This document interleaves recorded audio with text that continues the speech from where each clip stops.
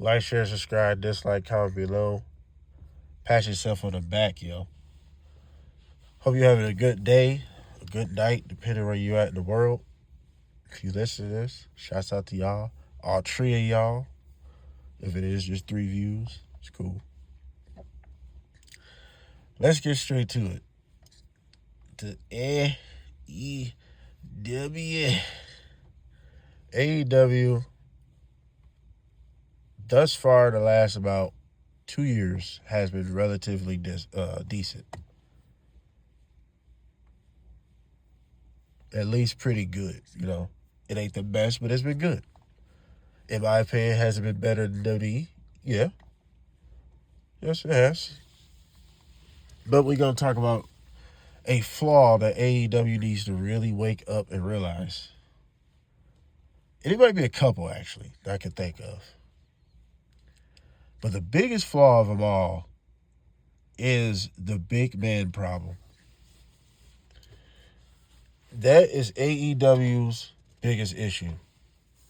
Is their big man problem, situation. There's not one monstrous big guy that is a threat to the world title. Giants don't exist, it seems like, but I wouldn't say in all wrestling because Big Cass did go back to WWE. He's been on Raw lately. He's building momentum. So at least they're using him. We'll see how far it goes. AEW, you dropped the ball with Big Cass. I'm not saying Big Cass is going to change the world, Craig, but the marketability of Big Cass, he's a humongous dude. You could have found something to do with him to make him a threat to the world title. You wasted Powerhouse Hobbs. Royce Keys is lost in his car. You got to understand something. You had a chance to make Powerhouse Hobbs one of the pillars, but instead you pick guys that look like they clean the ring. They look like they set the cameras up. They don't look imposing. The only one that stands out, and we're seeing it in real time, the only 2 out of those 4 pillars you picked that actually proven themselves beyond their size or their negatives, because Darby's a small guy, but Darby's exciting. He has the tattoos. He's an emo type guy. It is legit. He don't feel like a gimmick. He's exciting. He's interesting. He is relevant. This nigga is the ultimate daredevil. I mean, Mount Everest, the risk of him dying, and he went to go do that. So yeah, and we have seen Darby in these last years fuck himself up for this company. So he's willing to go all the way. He's the rebel. That's why he works. He reminds you of Jeff Hardy, Rey Mysterio. He reminds you of those types of guys. Cactus Jack and Mick Foley. MJF. He's in great shape. Great talker. Great in-ring worker. Great storyteller. Oh, Darby's a great storyteller too. Don't get me wrong. And a good mic worker. But MJF and Darby are clearly the best 2 out of those pillars. But you know who you should have had? Hobbs right there. Wardlow when you had the chance. I know Wardlow's injured. Hopefully he's not injury prone. But when you had the chance for him to go for the interim world championship, you're going to have him say, no, let me kill my own momentum by going for a fucking mid-card TNT title. You made him look like a complete jackass. You had a meal ticket in Wardlow right there. He beat the biggest star at that time in 2022 in the AEW realm, which was MJF with 10 powerbombs. Very memorable because the story was good and the match happened exactly how it should have. He destroyed MJF. And that right there should have made him world champ. Easily. No. Samoa Joe's the only guy you could consider big, but Joe's got that dominant force about him, monstrous type a little to some degree because he is a big guy. He has an imposing look. He has a real threatening feel about him. But Joe does not look like Big Cass. Joe is not marketable like Big Cass. Joe is not marketable like Will Hobbs, Royce Keys that he lost in his car. He don't look like those guys. You had a chance to do something with Lance Archer. Not particularly saying everybody should be a world champion. No, there's big guys that just suck. And I think Lance Archer was one of them, really. It's the fucking braid thing. It just looked ridiculous. Jake the Snake made him look really good. But you still could have made him a upper mid-card killer when you had the chance. And I'm hoping you guys don't do this to Kyle Fletcher with him being 6'4". He's a big guy compared to what we're used to in the main event scene. But you see the pattern. Takeshita is a big guy. Well, he's like 6'3", 6'4". Okada's a pretty big guy. What is he, like 6'2", 6'3"? Yeah, you see the pattern? But Kevin Knight is a threat to the world title. Neither one of those guys are. And I like Kevin Knight. But that's the problem. I seen Kevin Knight, a couple weeks ago. And actually, this is before he turned heel. So this is months ago. When he beat Brian Cage, bro, all I could do is just shake my fucking head. I'm like, dude, look at Brian Cage and look at Kevin Knight. Listen, bro, nobody can train your jaw to get hit, but you can't untrain the eye to make us believe that someone small as Kevin Knight can actually beat up a guy big as Brian Cage. But like I said, you can't train your jaw to get hit, though. So I'm basically saying, yeah, Kevin Knight, he probably got hands on him. He probably might whoop his big ass, really. He just big, right? Just muscles. He probably don't know how to fight at all, right? But you can't untrain me not to think that. Just looking at him. Just imagine he getting put in a headlock and it's full force. You are going to believe, like, oh, he's going to kill me in like 5 seconds. Look at his fucking arm. You look at Kevin Knight, or you look at Sammy Guevara, you're like, I'm not scared of him. AEW will never get taken serious until you get a few big men at the world title scene. I don't care what y'all say. Y'all know it's the truth. Oh, they're being the alternative. They don't have to be WWE. Bro, why not go for something that works? Why Obafemi is one of the hottest guys in wrestling? You explain that to me. Why is Trick Williams one of the hottest guys in wrestling? Jey Uso, he ain't no small guy either. Roman Reigns, why you think this? But Jey Uso don't have the physique like Roman. So I'm going to go for guys that look like mega stars. Oma, Trick, Roman look like stars. They can pass the airport test. You in AEW, much I fuss with AEW, you don't have that luxury until you make it that way.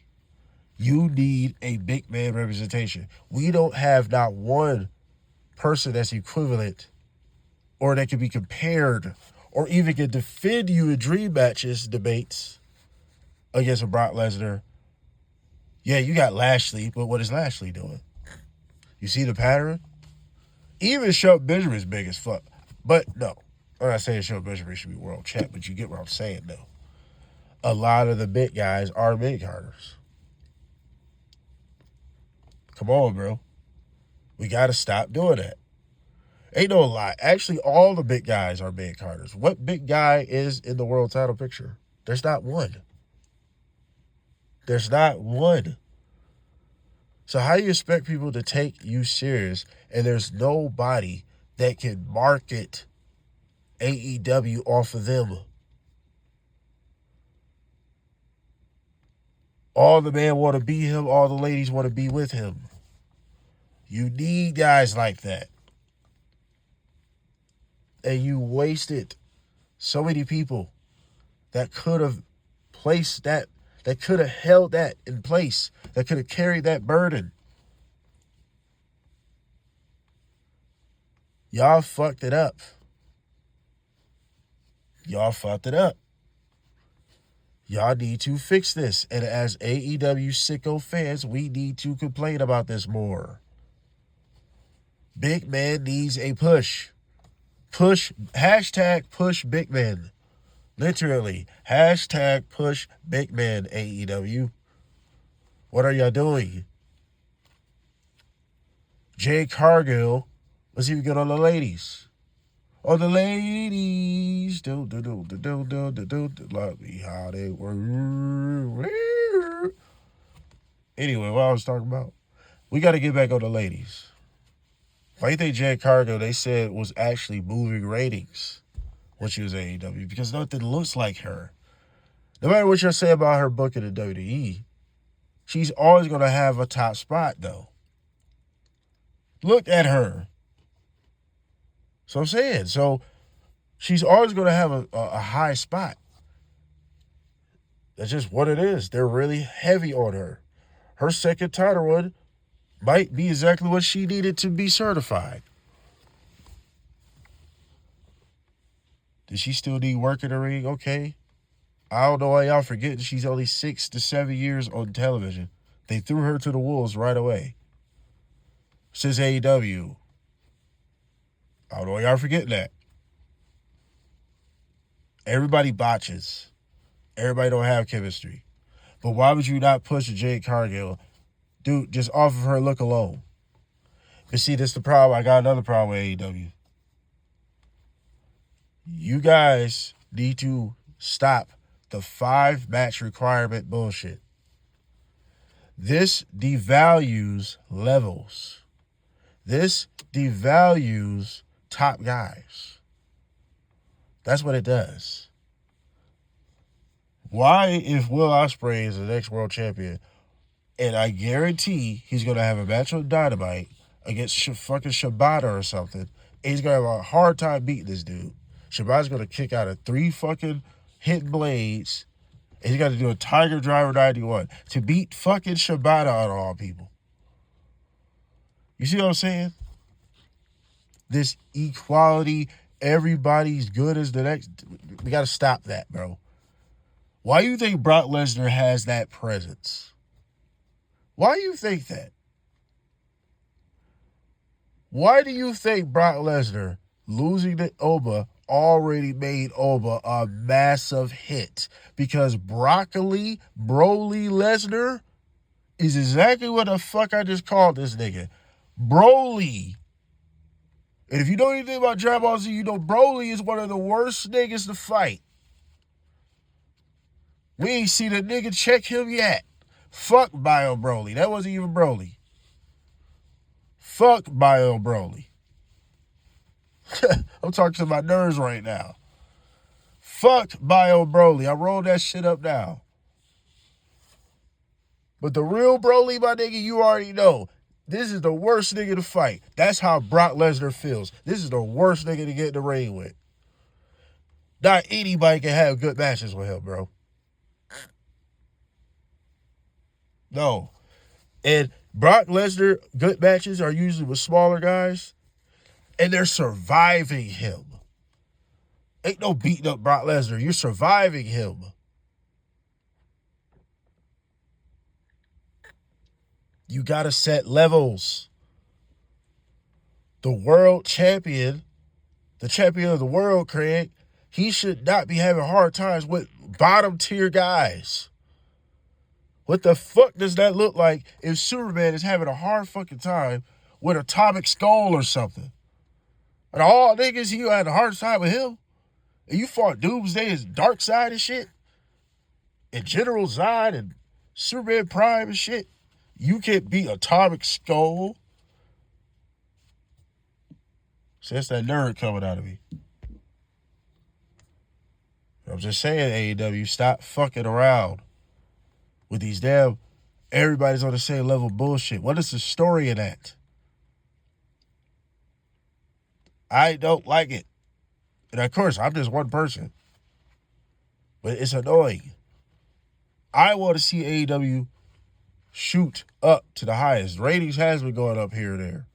But if you had a big guy, I'm telling you, give it a couple of months and you definitely put him in good positions. I'm telling you, the ratings will go up. You need spectacles. You need somebody that's just whooping ass and everybody surviving this nigga. You need somebody like that. That's how you establish dominance within your company. People will start looking at this a lot more seriously on a broader sense. You can't just please the sickos forever, bro. Why not please everybody? Wrestling is better when it's a buffet. I repeat, wrestling is better when it's a buffet. You need to have something for everybody. Storytelling, that should just be in general, right? But you need the looks. You need diversity. You need it. So, I believe this all for here. What do y'all think of this? Like, share, subscribe, dislike, comment below. All that good stuff. We are out.